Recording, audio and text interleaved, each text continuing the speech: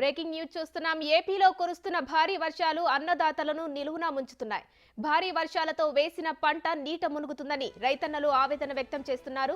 కృష్ణా గోదావరి ఉగ్రరూపం దాల్చడంతో పలు జిల్లాల్లో వాగులు చెరువులు భారీగా ప్రవహిస్తున్నాయి. గోదావరి నది పరివాహక ప్రాంతాల్లో వేసుకున్న పంట మొత్తం నీట మునిగింది. పొలాల్లో ఇసుక మేట వేసింది. ఈ ఇసుక మేటలను తీసే వరకు పంటల సాగు చేయలేమని రైతులు చెబుతున్నారు.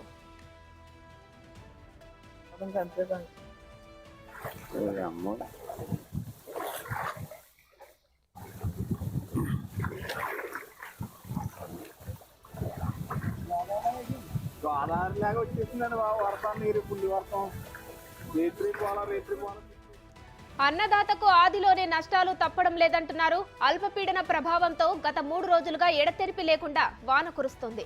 ఈ వర్షాలకు వరి పంట చేళ్లన్నీ ముంపు బారిన పడుతున్నాయి. కోనసీమ జిల్లాలో 1,68,780 ఎకరాల్లో వరి సాగు జరుగుతోంది. తొలకరి పంటకు సంబంధించి దుక్కుదిన్ని విత్తనాలు సిద్ధం చేసుకుని నారుమడులు వేసి ముమ్మరంగా నాట్లు నాటుకున్నారు.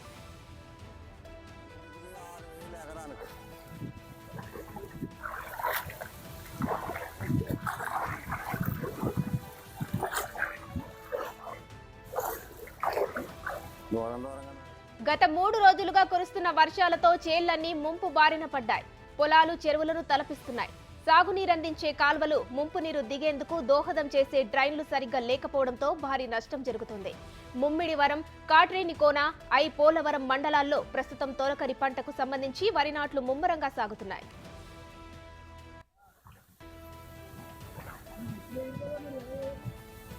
ఎలా వేసినంటే అండి ఈ సంవత్సరం ఏదో పని చేస్తున్నా సంవత్సరాలు చేసేస్తారా చేసి మడి ఆకుమడి ఎకరానికి 15,000 వరకు రైతులు పెట్టుబడులు పెట్టారు. అయితే ఈ వర్షాలతో ముంపు బారిన పడిన చేలల్లో నీరు ఇప్పట్లో దిగే దారి కనబడడం లేదు. దీంతో రైతులు పెట్టిన పెట్టుబడులు నష్టపోయే పరిస్థితి వచ్చింది. ప్రభుత్వం స్పందించి తమను ఆదుకోవాలని రైతులు కోరుతున్నారు. దూరంగా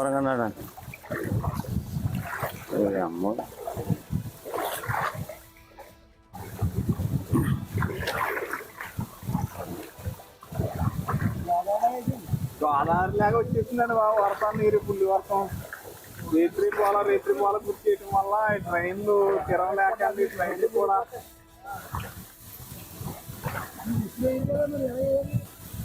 ఎలా వేసినంటే అండి ఈ సంవత్సరం ఏదో పని చేస్తున్నా సంవత్సరాలు చేసేస్తారా 4 సంవత్సరాలు ఎకరానికి 15,000 పైనే సార్. మేము తక్కువ చెప్తున్నాం కానీ ఇంకా పైనే.